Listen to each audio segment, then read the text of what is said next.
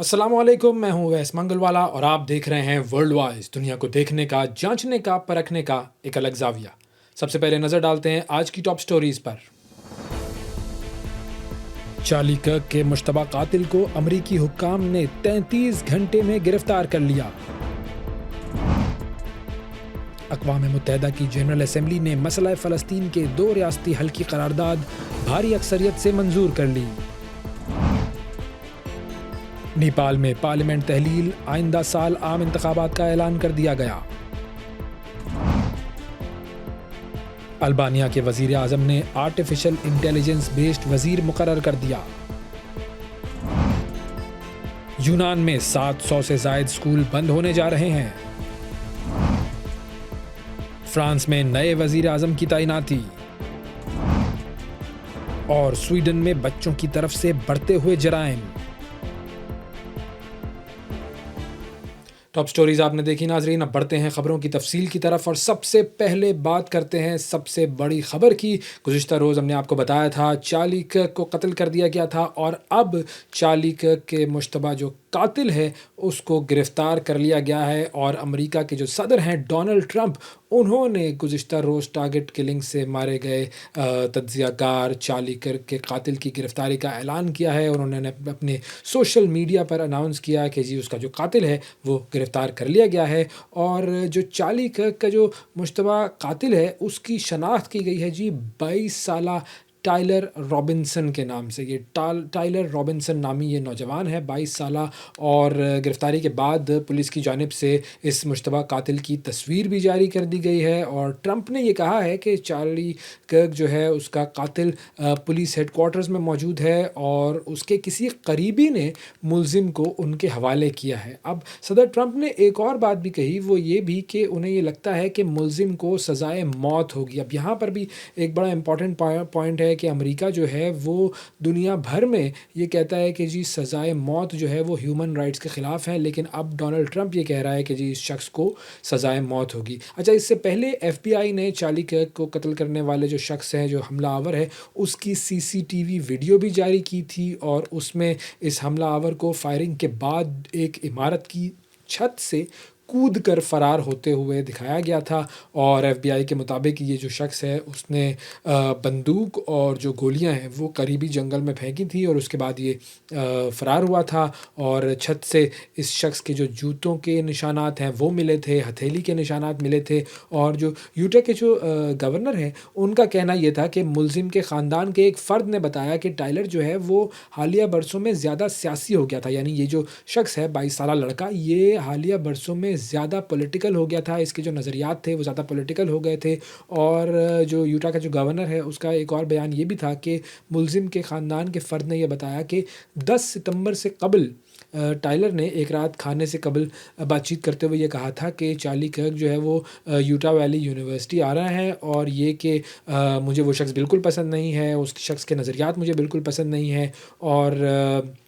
ये चीज़ जो है उस शख्स ने अपने ख़ानदान के अफराद को कही थी। और उसने ये भी कहा था कि चार्ली कर्क जो है उसके अंदर नफ़रत भरी हुई है और वो नफ़रत फैला रहे हैं। और ये जो FBI है अमेरिका की, उसके जो डायरेक्टर हैं काश पटेल, उन्होंने चार्ली कर्क के ख़ानदान का शुक्रिया अदा किया और उन्होंने कहा कि उनकी जो बेवा हैं और उनकी जो बच्चे हैं वो मुलजिम को सज़ा दिलवाने में हुक्काम के साथ साथ होंगे। और उन्होंने सदर डोनाल्ड ट्रंप और नायब सदर JD वेंस का भी शुक्रिया अदा किया और कहा कि मैं तमाम वसाइल देने पर उनका शुक्रगुज़ार हूँ। और चार्ली के हवाले से, जो गिरफ़्तारी के हवाले से बड़ी इंटरेस्टिंग बात है वो ये कि कत्ल के 33 घंटों में ये तारीख़ी काम हुआ है और 33 घंटों में अमेरिका की जो पुलिस थी उन्होंने इस कातिल को पकड़ लिया है। 33 घंटों में पेशरफ्त हुई है इस केस में। अब आप मवाजना कर लीजिए पाकिस्तान का और अमेरिका का। ज़ाहिर है ये मवाजना बनता तो नहीं है, लेकिन फिर भी आपको अंदाज़ा होना चाहिए कि चार्ली कर्क जो है उसको बुध के रोज़ 12:23 पर गोली लगी थी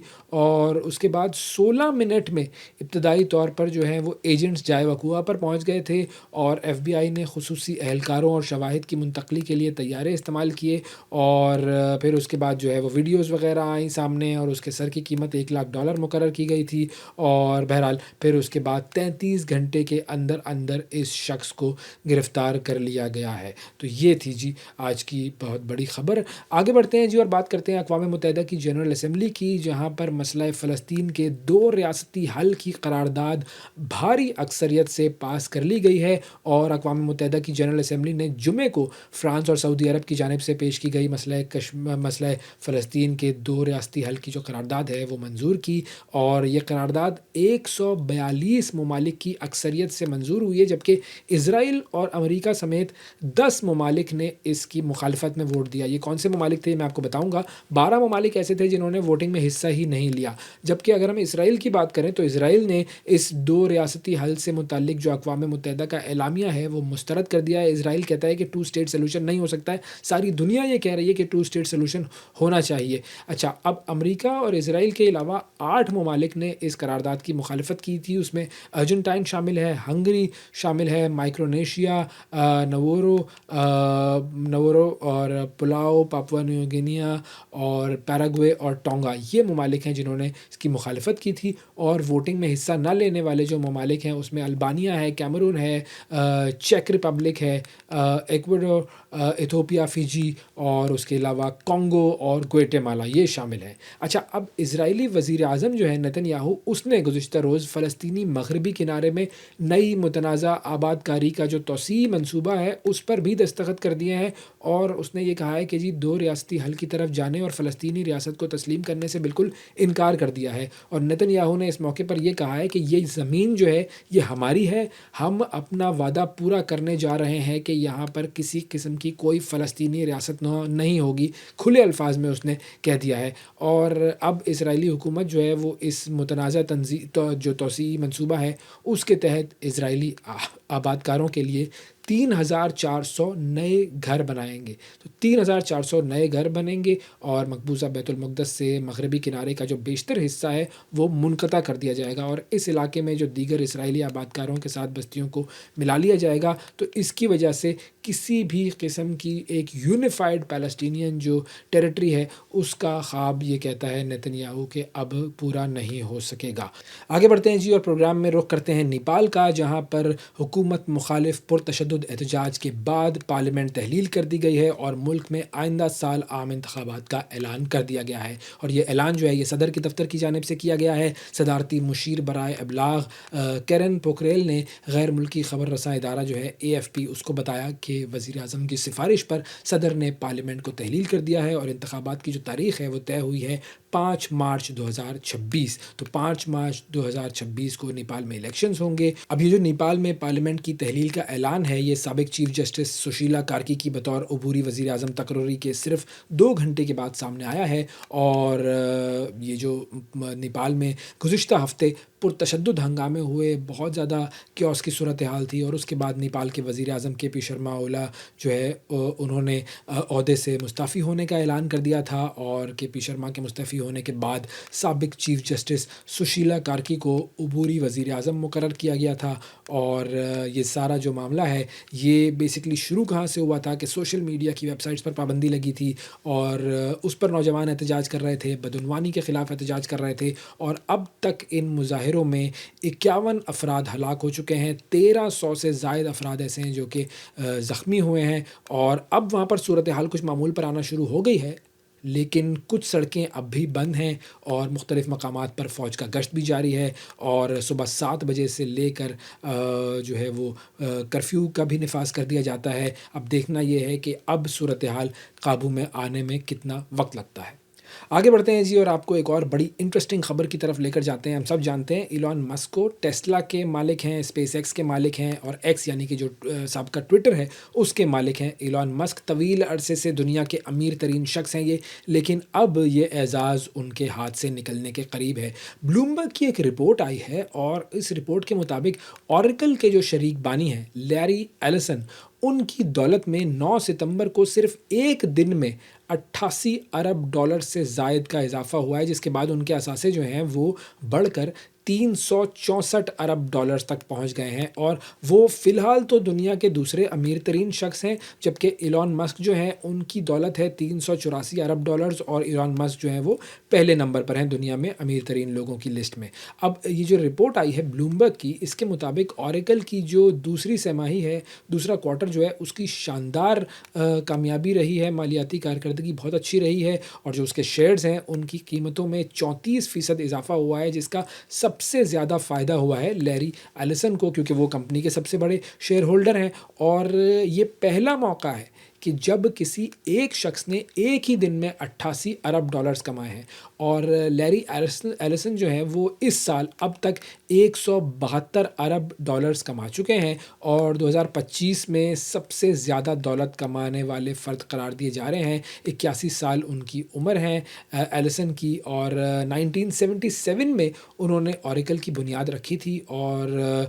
इस वक्त जो है वो कंपनी के चेयरमैन भी हैं और चीफ़ टेक्नोलॉजी ऑफिसर भी हैं। और मज़े की बात यह है कि वो इलॉन मस्क के करीबी दोस्त भी हैं और माजी में वो टेस्ला के बोर्ड ऑफ डायरेक्टर्स का हिस्सा भी रह चुके हैं। तो अब उनकी दौलत जो है वो बढ़ती जा रही है और हो सकता है कि अब वो इलॉन मस्क को भी पास कर लें।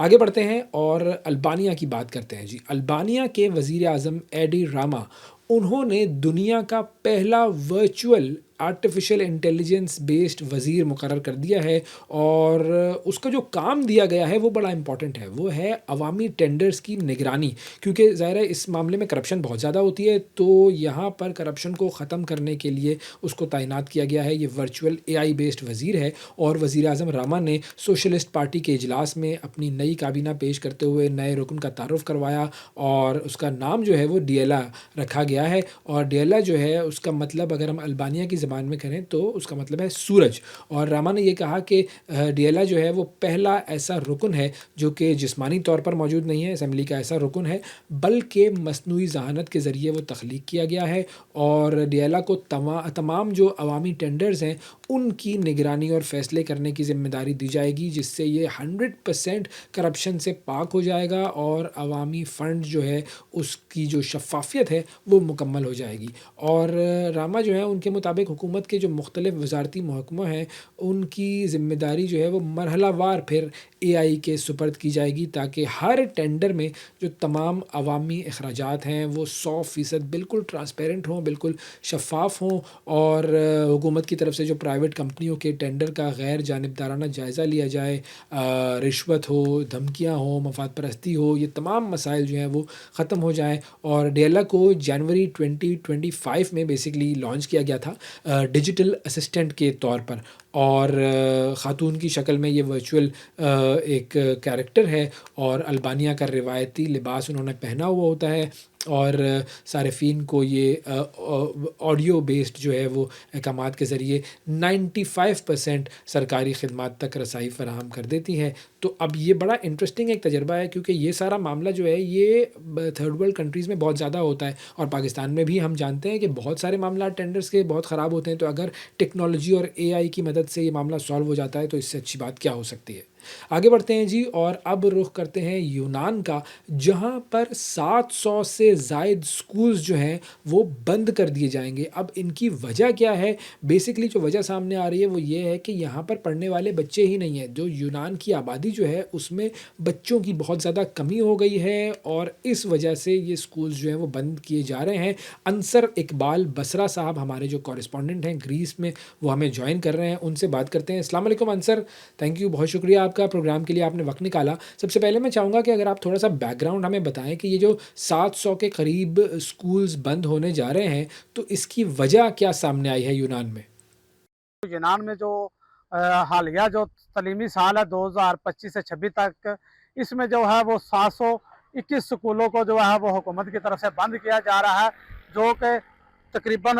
13,473 स्कूल हैं कुल जो यूनान में, उनका ये 5% हिस्सा बनता है, जो कि तलबा की कम तादाद की वजह से जो है इसको जो है वो बंद किया जा रहा है। उसकी मेजर वजह यह है कि यूनान में जो है वो बच्चों की जो शरह पैदाइश है वो कम होने की वजह से ये चीज़ सामने आ रही है और कुछ आबादी की जो उम्र रसीदगी है ये भी मेजर रीज़न है। और दूसरी जो एक और ख़ास वजह है वो जो यहाँ का यंग तबका है, जो नौजवान है, उनका जो है वो यहाँ ग्रीस से मूव करना है दूसरे ममालिक में हिजरत करना है जी। अच्छा, अब ये जो स्कूल्स हैं, जो बंद होने जा रहे हैं, ये कौन से स्कूल्स हैं और किन-किन शहरों में बंद किए जाएँगे? जी, ये जो बंदिश है ये पूरे मुल्क में है, जिसमें जज़ायर भी शामिल है, दही इलाके भी शामिल है, शहर भी शामिल है। और मैं बताता चलूँ कि जो मरूफ इलाका इनका, जैसा कि अकीका रीजन है जिसमें एथेंस भी शामिल है, उसमें भी 77 स्कूल जो है वो बंद किए जा रहे हैं।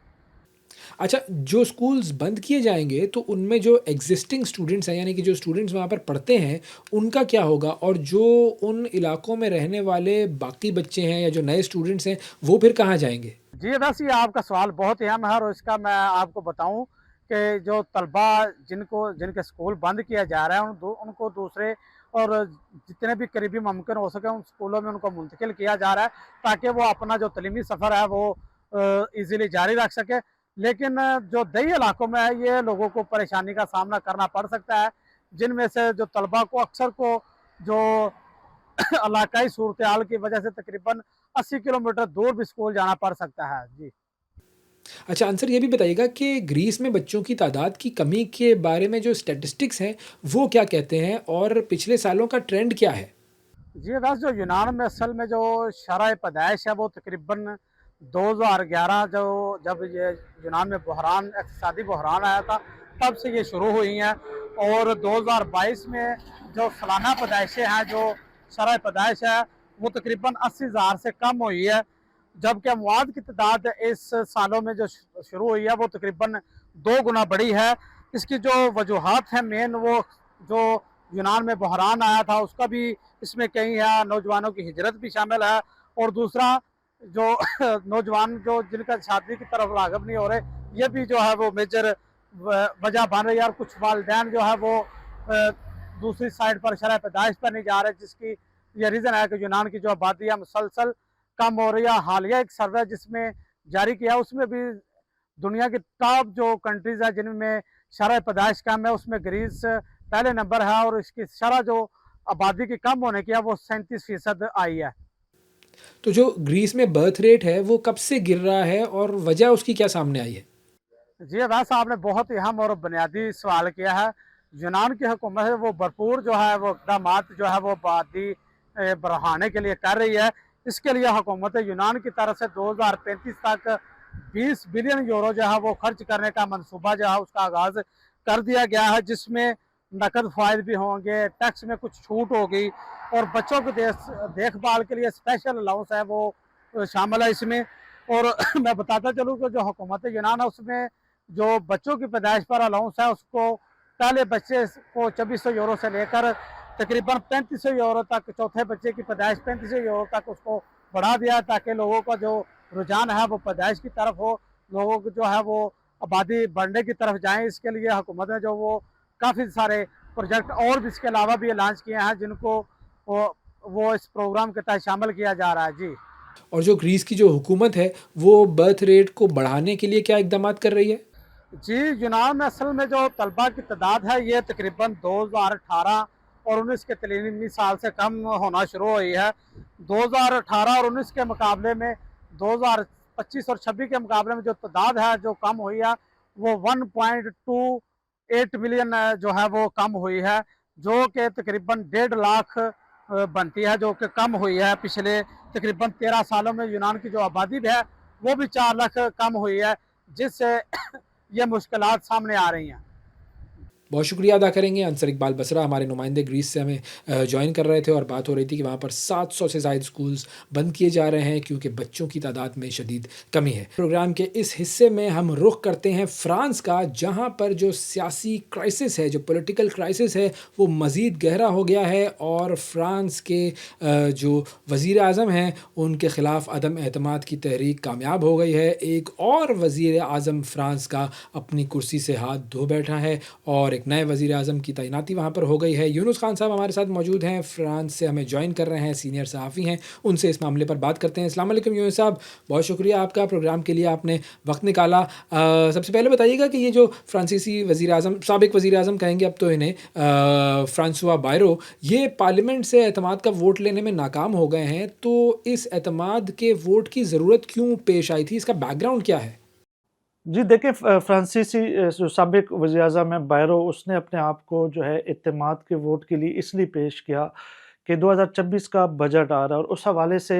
جو موجودہ حکومت کے اتحادی جماعتیں ہیں اور عوام ہے، ان میں کافی جو ہے بعض پوائنٹ کے اوپر جو ہے ہم دیکھ رہے ہیں کہ حکومت کے ساتھ اختلاف پایا جاتا ہے۔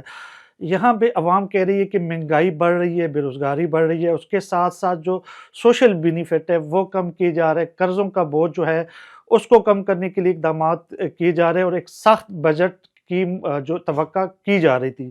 اور اس وجہ سے جو ہے جو سابق وزیر اعظم جو بائرو، انہوں نے یہ مناسب سمجھا کہ میں جو ہے اپنے آپ کو اعتماد کے ووٹ کے لیے پیش کرتا ہوں، اور اگر میں اس میں کامیاب ہو گیا تو میں ایک مضبوط پوزیشن پر ہوں گا، اور بجٹ کو جو پاس کرنے کے حوالے سے میرے پاس ایک اخلاقی جواز ہوگا، اور یہ وہ وجہ بنی تھی کہ جس کی وجہ سے جو ہے انہوں نے اعتماد کے ووٹ کی کال دی، اور پارلیمنٹ میں ہم نے دیکھا کہ اس کو اعتماد حاصل کرنے میں ناکامی ہوئی۔ اچھا، ووٹنگ کے نمبرز کیا رہے اور ان کی مخالفت میں جو ووٹ ڈالنے والے لوگ تھے اس میں کیا ان کے اپنے بھی لوگ شامل تھے؟ کوئی اپنے بھی ایسے تھے جنہوں نے کوئی وہ کیا کہتے ہیں اب نشیمن پہ بجلیاں گرائی تھی؟ جی، سابق وزیر اعظم جو فرانس کے تھے، انہوں نے جب اعتماد کے ووٹ کے لیے اپنے آپ کو پیش کیا تو 194 ووٹ ان کے حق میں پڑے، جبکہ 364 جو ووٹ تھے ان کے مخالفت میں پڑے، اور ہم نے دیکھا کہ ایک بہت بڑی جو تعداد تھی وہ اس کی مخالفت میں گئی ہے، اور جو موجودہ حکومت تھی وہ بھی یہ توقع نہیں کر رہی تھی، کیونکہ اس میں ہم نے دیکھا کہ وہ پارٹیاں، وہ گروپ جو موجودہ حکومت کے اتحادی تھے، انہوں نے بھی جو وزیر اعظم کے جو پالیسیاں ہیں ان کے خلاف اعتماد کا عدم اعتماد کا اظہار کیا، اور ان کے جو خلاف ہے وہ انہوں نے ووٹ دیا، اور اس کی بنیادی وجہ یہ بنی تھی کیونکہ عوام کے اندر انتہائی غصہ تھا، معاشی جو موجودہ حکومت کی پالیسیاں ہیں وہ بہت بڑا اس کی جو وجہ تھی، اور جو اگلا جو 2026 کے لیے بجٹ آ رہا تھا اس میں موجودہ حکومت کچھ نئے قوانین پاس کرنے جا رہی تھی، جس میں یہ ہے کہ زیادہ کام، چھٹیوں میں کمی، اور جو سوشل بینیفٹ ہے اس میں بھی کمی، تاکہ جو حکومت کے اوپر جو قرضوں کا بوجھ ہے وہ کم کیا جا سکے، اور یہی ایک اشتعال تھا عوام میں، ٹریڈ یونین میں اور مختلف سیاسی ورکرز میں، جس کو لے کر ہم دیکھ رہے ہیں کہ جو ہے ملک بھر میں ابھی احتجاج بھی ہو رہا ہے، اور اسی وجہ سے جو حکومتی اتحادی جو سیاسی جماعتیں ہیں انہوں نے بھی اس لیے ووٹ نہیں دیا کہ وہ نہیں چاہتے کہ عوام کو جو ہے ناراض کیا جا سکے۔ اور اب جو نئے وزیر اعظم جو نامزد ہوئے ہیں ان کو کس قسم کے چیلنجز درپیش ہوں گے اور کیا وہ ملک کی جو معیشت کا سب سے بڑا مسئلہ ہے اس کو سنبھال سکیں گے؟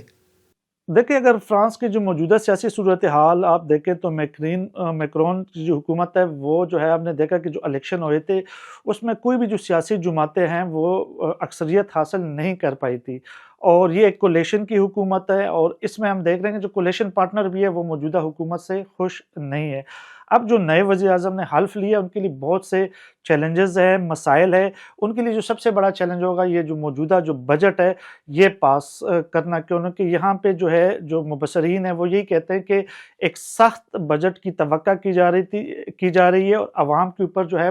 معاشی طور پر مزید اضافہ جو ہے ڈالنے کی کوشش کی جائے گی، کچھ چھٹیاں جو ہے وہ ختم کرنے کی بات ہو رہی ہے،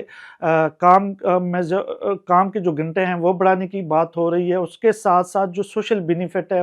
وہ اس کو جو ہے اس میں کمی کے حوالے سے جو ہے لوگوں میں پریشانی پائی جاتی ہے۔ تو اگر موجودہ جس طرح کی جو معاشی صورتحال ہے اگر اس کو دیکھتے ہوئے اگر بجٹ کو پیش کیا جائے تو میں سمجھتا ہوں کہ جو موجودہ وزیر اعظم ہے اس کے لیے بہت سے مسائل پیدا ہو سکتے ہیں۔ اگر ہم دیکھیں تو ایک سال کے اندر 3 وزیر اعظم تبدیل ہوئے، اگر پچھلے 2 سال میں دیکھیں تو 5 وزیر اعظم جو ہے فرانس کے اندر تبدیل ہوئے، تو اس سے ہم دیکھ سکتے ہیں کہ جو موجودہ حکومت ہے، خاص کر جو میکرون، ان کی جو پریشانی میں وہ انتہائی اضافہ آنے والے دنوں میں ہو سکتا ہے، اور جو 2026 کا جو بجٹ ہے یہ ان کے لیے ایک بہت بڑا چیلنج ہوگا۔ اگر یہ پاس کرتے ہیں تو میں سمجھتا ہوں کہ ان کے جو مشکلات میں کسی حد تک کمی آ سکتی ہے۔ اچھا یونس صاحب، یہ فرانس میں کافی عرصے سے سیاسی بحران چل رہا ہے تو اب تک معاملات سنبھالے کیوں نہیں جا سکے ہیں؟ ایشو کیا ہے؟ دیکھیں، بالکل آپ نے درست سوال کیا، اور فرانس کے اندر جو سیاسی معاملات جو ہے وہ الجھ رہے ہیں، اس کی جو بنیادی وجہ ہے جو حکومت ہے وہ فیصلہ سازی نہیں کر پا رہی ہے۔ یہاں پہ ہم نے دیکھا کہ جو میکرون حکومت ہے وہ جب ووٹ کے ذریعے آئی تو کسی بھی سیاسی جماعت کو ہم نے دیکھا کہ وہ برتری حاصل نہیں تھی، اور ایک کولیشن کی حکومت تھی، اور اس وجہ سے ہم دیکھ رہے ہیں کہ فیصلہ سازی کے حوالے سے جو میکرون حکومت ہے وہ بے بس ہے، اور وہ اپنے جو الائز ہے ان کے جو وجہ سے جو ہے کوئی بھی بل اگر پاس کرنا ہو، کوئی قوانین پاس کرنا ہو، تو وہ اپنے جو دیگر جماعتیں ہیں ان کی طرف دیکھتی ہے، اور یہی وجہ ہے کہ اس وقت جو موجودہ حکومت ہے وہ ایک کمزور پوزیشن کے اوپر ہے۔ اگر ہم دیکھیں تو اس کی جو بنیادی وجہ ہے، سب سے پہلے تو کورونا کی وجہ کی صورتحال کی وجہ سے پوری یورپ کی معیشت جو ہے وہ خراب ہوئی، اور پھر یوکرین وار نے ہم نے دیکھا کہ اس نے یورپ کی معیشت کو مزید خراب کیا، جس کی وجہ سے ہم نے دیکھا کہ یہاں پہ جو معیشت ہے، یہاں جو بے روزگاری ہے اس میں اضافہ ہوا، یہاں پہ ہم نے دیکھا کہ جو مہنگائی ہے اس میں اضافہ ہوا، اور اس میں دیکھا کہ یورپین ممالک کے قرضوں میں بھی بہت زیادہ اضافہ ہوا۔ اور اب جب یہاں پہ یہ نیٹو کے لیے، اپنی افواج کے لیے ایک فنڈ نکالنے کے لیے، اس کے لیے جو سوشل بینیفٹ ہے اس کے اوپر کٹ لگانے کے لیے جب بات کر رہے ہیں، تو اس سے بھی عوام میں ناراضگی پائی جاتی ہے، اور اس کا جو فائدہ ہے آپ دیکھتے ہیں کہ انتہائی جو دائیں بازو کی جو سیاسی جماعتیں ہیں وہ اٹھا رہی ہے، اور وہ یہ کہہ رہی ہے کہ جو موجودہ پالیسیاں ہیں وہ جو ہے یہاں کے جو حکومتوں، یہاں کے عوام کے جو اور ملک کے خلاف ہے، اور یہی وجہ ہے کہ ہم دیکھ رہے ہیں کہ جو ملک کی معیشت میں جو پوری یورپ میں ہم دیکھ رہے ہیں کہ وہ بہتری کے بجائے وہاں پہ مسائل پیدا ہو رہے ہیں، اور اس کی وجہ سے جو ہے ہماری جو لیفٹ پارٹیاں ہیں، ایکسٹریم رائٹ ونگ پارٹیاں ہیں، وہ اس کا فائدہ اٹھا رہی ہے۔ سیاسی طور پر اگر ہم دیکھیں تو پچھلے کئی سالوں سے جو ہے یورپ کے اندر جو انتہائی دائیں بازو کی سیاسی جماعتیں ہیں وہ اپنی گرفت مضبوط کر رہی ہے، اور فرانس کے اندر بھی اگر ہم دیکھیں تو اس وقت جو میری لپان کی جو سیاسی جماعت ہے وہ عوامی طور پر اس وقت اگر آپ جائزہ لیں تو وہ اس وقت جو پسندیدگی کے لحاظ سے سب سے سرفہرست ہے، اور میں سمجھتا ہوں کہ اگر معاشی مسائل کے اوپر موجودہ حکومت نے قابو نہیں پایا تو ان کے لیے آگے جا کر مزید مسائل پیدا ہو سکتے ہیں۔ بہت شکریہ ادا کریں گے، یونس خان صاحب ہمارے ساتھ موجود تھے اور بات ہو رہی تھی فرانس کی سیاسی صورتحال کی، بحران کے بعد بحران، وزیر اعظم کے بعد وزیر اعظم، اور اب ایک نیا وزیر اعظم، دیکھتے ہیں کہ معاملہ کیسے کنٹرول ہو پاتا ہے یا پھر کنٹرول ہوتا بھی ہے یا نہیں۔ اور اب پروگرام میں ہم رخ کرتے ہیں سویڈن کا، جہاں پر ایک بڑا ہی اہم قانون جو ہے وہ پاس ہونے جا رہا ہے، اور سویڈن جو ہے وہ بیسکلی کرمنل رسپانسبلٹی کی جو ایج ہے، یعنی کہ کسی شخص کے اوپر جرم کی ذمہ داری ڈالنے کی جو عمر ہے اس کو کم کرنے جا رہا ہے، کیونکہ وہاں کے جو نوجوان ہیں، بلکہ یوں کہیے کہ وہاں کے جو بچے ہیں وہ جرائم میں ملوث ہو رہے ہیں۔ اب کس طرح یہ معاملہ ہو رہا ہے، قانون کیا ہے، یہ پورا معاملہ ہم جانتے ہیں۔ زبیر حسین صاحب ہمارے ساتھ موجود ہیں، ہمارے کورسپونڈنٹ ہیں، سویڈن سے ہمیں جوائن کر رہے ہیں۔ السلام علیکم زبیر، بہت شکریہ آپ کا، پروگرام کے لیے آپ نے وقت نکالا۔ سب سے پہلے میں چاہوں گا کہ اگر آپ تھوڑا سا ہمیں یہ بتا سکیں کہ یہ جو سویڈن میں جرائم کی ذمہ داری کی جو عمر ہے وہ 15 سال سے کم کرنے کا جو منصوبہ سامنے آیا ہے، اس سے مراد کیا ہے، اور اب یہ عمر کتنی پروپوز کی جا رہی ہے، کتنی ہوگی یہ عمر؟ جی، سویڈن میں نوجوانوں اور بچوں کے لیے اگر کوئی قوانین ہیں جرم کے تو وہ بالکل نہ ہونے کے برابر ہیں، یعنی کہ اگر کوئی نوجوان یا بچہ کسی جرم میں ملوث ہو تو بعض اوقات انہیں ایسی سزا دی جاتی ہے کہ جو سزا نہ ہونے کے برابر ہو یا بالکل بھی سزا نہیں دی جاتی۔ اس حوالے سے جو حالیہ قانون سویڈن کا ہے اس کے مطابق 15 سال تک کے بچے، یعنی کہ 15 سے 17 سال تک کی عمر کے بچوں کے لیے تو خصوصی طور پہ کچھ قوانین موجود تھے کہ انہیں کوئی سزا سنائی جائے، لیکن 15 سال سے کم عمر کے بچے اگر کسی سنگین جرم میں ملوث ہوں تو ان کے لیے کوئی خاص یا خاطر خواہ اقدامات یا قوانین نہیں تھے۔ تو اس حوالے سے اب جو عمر تجویز کی گئی ہے وہ یہ کی گئی ہے کہ اگر 13 سال تک کی عمر تک کا بچہ کسی سنگین جرم یعنی کہ قتل یا پھر جو ہے وہ بم دھماکوں میں ملوث ہوا تو اسے جیل کی سزا سنائی جائے گی۔ اچھا، یہ جو تجویز ہے یہ کس کی طرف سے دی گئی ہے، اور اس عمر کو کم کرنے کی ضرورت کیوں پیش آئی ہے؟ دیکھیں، یہ تجویز جو ہے وہ حکومتی اتحاد کی جانب سے ایک ڈیبیٹ آرٹیکل کے طور پہ سامنے آئی ہے، جس میں سویڈن کی جو اس وقت حکمران جماعت ہے مودریٹ پارٹی کے وزیر اعظم اولف کرسٹرسن، سویڈش ڈیموکریٹس کے سربراہ یمی اوکیسن، کرس ڈیموکراترنا یعنی کہ کرسچن ڈیموکریٹ کی سربراہ ایبا بوش اور لبرل پارٹی کی سربراہ سیمونا موہمسن کی جانب سے ایک ڈیبیٹ آرٹیکل کے اندر عارضی طور پر ایک قانون لانے کی تجویز پیش کی گئی ہے۔ اور یہ تجویز پیش کرنے کی سب سے بڑی وجہ یہ ہے کہ سویڈن میں گینگ وار کے بڑھتے ہوئے جرائم کی وجہ سے متعدد نوجوان اپنی جان کی بازی ہار چکے ہیں۔ اور یہ سلسلہ جو ہے وہ شروع ہوا ہے سال 2018 سے. یوں تو سویڈن میں فائرنگ کے واقعات ہوتے رہے، لیکن سال 2018 میں تقریباً 43 نوجوان اپنی جان سے گئے اور یہ سلسلہ بڑھتا گیا. سال 2022 میں تقریباً 62 ایسے نوجوان تھے کہ جو فائرنگ کے واقعات میں ہلاک ہوئے. سویڈن کا ایک ادارہ ہے جسے بروز فور بیگاندے کہا جاتا ہے، اس نے سال 2021 میں ایک ایسی رپورٹ پیش کی جس میں سویڈن کا موازنہ جو ہے وہ 22 یورپ کے دیگر ملکوں سے کیا گیا، جس کے مطابق سال 2000 سے لے کے 2019 تک جو یورپ میں ہلاکتیں ہوئیں اس میں سویڈن جو ہے وہ سر فہرست رہا. یعنی کہ سویڈن کو ایک خطرناک ملک قرار دیا گیا کہ یہاں پر تقریباً جو ہے وہ نوجوانوں کی ہلاکتیں دیگر یورپ کے مقابلوں میں فائرنگ کے نتیجے میں زیادہ ہوتی ہیں. سویڈن میں اس وقت گینگ وار جو ہے وہ پیک پر ہے اور بہت سے جو گینگز ہیں ان کے سربراہ جو ہے وہ بیرون ملک رہ کے جو ہے وہ نوجوانوں کے ذریعے یہاں پر ہلاکتیں کرواتے ہیں، ایک دوسرے کے لوگوں کو مرواتے ہیں. یہاں جو ہے وہ اس حد تک تو چیزیں ایکسیپٹیبل تھیں کہ نوجوان جو گینگ میں ملوث تھے وہ ایک دوسرے کو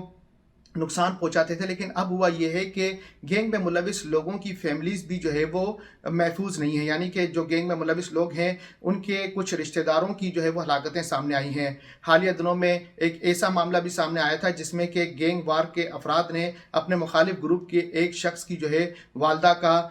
فائرنگ کر کے جو ہے وہ ہلاکت کا واقعہ رونما کیا، جس کے بعد جو ہے وہ جو رشتہ دار ہیں گینگ وار کے اندر ملوث لوگوں کے وہ بھی محفوظ نہیں رہے. تو اگر بات کی جائے سویڈن کے شہر مالمو کی تو مالمو یہاں پر کسی حد تک جو ہے وہ جرائم کا گڑھ رہا، لیکن اب یہ بڑھتے بڑھتے سویڈن کے دارالحکومت اسٹاک ہوم تک پہنچ گیا ہے. سال 2025 کی اگر ہم بات کریں تو سال 2025 میں اب تک کی جو تفصیلات ہیں اس کے مطابق 140 مقامات پر دستی بموں سے حملے ہوئے ہیں، جبکہ 114 واقعات فائرنگ کے ہوئے ہیں، جس میں 38 افراد اپنی جان سے گئے ہیں. تو یہ اس طریقے کے واقعات تھے جس کی وجہ سے حکومت نے یہ عارضی قانون کی تجویز دی ہے اور 13 سال کی عمر کے جو بچے ہیں ان کو اگر کسی بھی اس طرح کے سنگین مقدمات میں نامزد کیا جائے گا یا ان کے اوپر جرم ثابت ہوگا تو انہیں جیل میں بٹھایا جائے گا. اچھا، میں چاہوں گا کہ اگر آپ تھوڑا سا ہمیں یہ بھی سمجھا سکیں کہ جرائم پیشہ گروہ جو ہیں وہ کس طریقے سے بچوں کو اپنے ساتھ شامل کرتے ہیں، ان کا کیا طریقہ کار ہوتا ہے؟ دیکھیں، یہ جو کرمنل نیٹ ورک ہیں وہ بچوں کو آن لائن ایپس، جو سوشل میڈیا کی ایپس ہیں اس کے ذریعے جو ہے وہ ریکروٹ کرتے ہیں. ان کو مختلف قسم کے انسینٹیو یعنی کہ ان کو پیسے کی لالچ دی جاتی ہے. کچھ بچوں کو جو ہے وہ نام کی لالچ ہوتی ہے کہ وہ اپنے جو ہے وہ جرأت اور ہمت کا مظاہرہ کرے. تو 18 سال سے کم عمر کے بچوں کے لیے جیسے سوشل میڈیا کی عام ایپس ہیں وہ پہلے استعمال ہوتی تھیں، لیکن اب چونکہ پولیس نے ان کو کنٹرول کرنا شروع کیا ہے تو انہوں نے انکرپٹڈ ایپ یعنی کہ سگنل اور ٹیلی گرام کا سہارا لیا ہے اور آن لائن بچوں کو یا تو گیمنگ ایپس کے ذریعے جو ہے وہ ریکروٹ کیا جاتا ہے، یا پھر جو ہے کچھ بچے جو آلریڈی گینگز کے اندر شامل ہیں ان کی مدد کے ذریعے نئے بچوں کو گینگز کے اندر لایا جاتا ہے.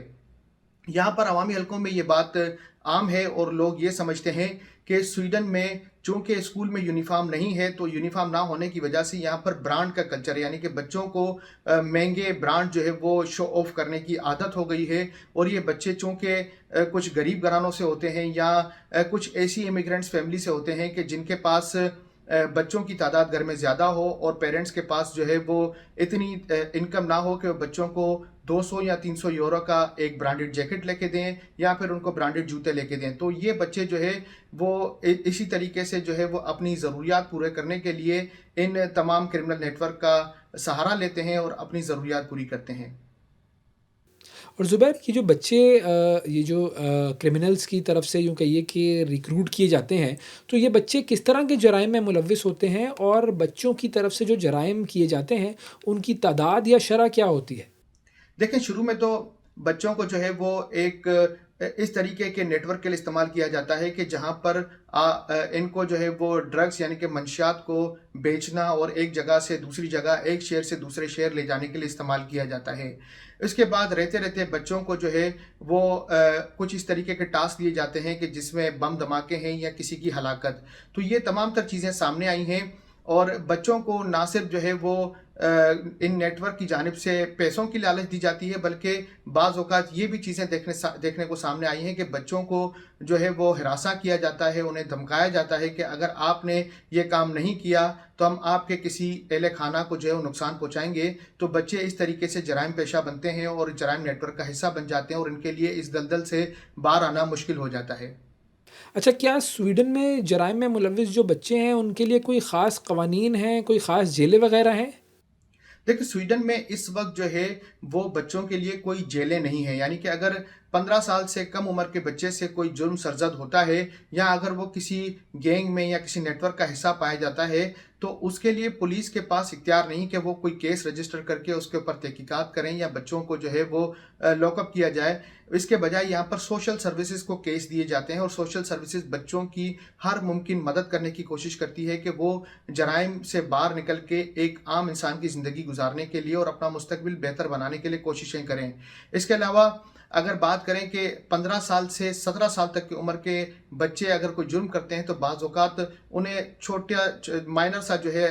ہے وہ آپ سمجھے کہ سزا دی جاتی ہے، کیونکہ یہاں پر عمدم شربات یعنی کہ ینگسٹر ڈسکاؤنٹ کی بنا پر بچوں اور نوجوانوں کو معاف کر دیا جاتا ہے یا کم سزائیں دی جاتی ہیں. اگر 15 سے 17 سال کا بچہ جرم کرتا ہے تو بعض اوقات اسے ٹریکنگ ڈیوائس لگا کر وہ ایک مخصوص ایریے کے اندر رہنے کا کہا جاتا ہے، اور مختلف جگہوں پر اس کا جانا منع ہوتا ہے. دوسری